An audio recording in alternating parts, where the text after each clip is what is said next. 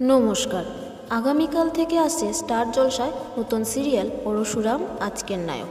Blues প্রোডাকশানে অনেক দিন পর দেখা যাবে তৃণাকে, তার সাথে থাকবে ইন্দ্রজিৎ।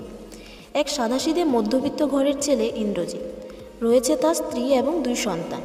কিন্তু তারই সাদাসিধে মানুষটির পেছনে রয়েছে অন্য একটি মানুষ, তার অন্য একটি পরিচয় রয়েছে যেটা জানে না তার পরিবার।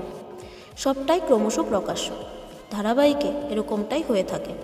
তবে পরশুরাম সিরিয়ালে নেগেটিভ রোলে থাকছেন এক জনপ্রিয় অভিনেতা, আর তিনি হলেন অভিনেতা ভরত কর।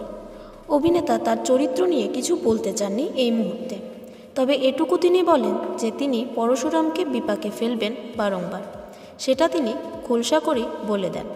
ভরত করের সাথে দেখা যাবে অভিনেত্রী প্রিয়া পালকে, যাকে আপনারা বর্তমানে জগদ্ধাত্রী ধারাবাহিকে দিব্যা সেনের চরিত্রে দেখছেন।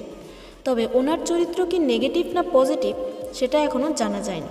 তবে পরশুরাম সিরিয়ালে থাকছেন দিব্যা সেন মানে অভিনেত্রী প্রিয়া পাল। আর এরকম সব আপডেট পেতে আমাদের চ্যানেল টেলিজনের পাশে থাকবেন আর চ্যানেলটিকে সাবস্ক্রাইব করবেন। ধন্যবাদ।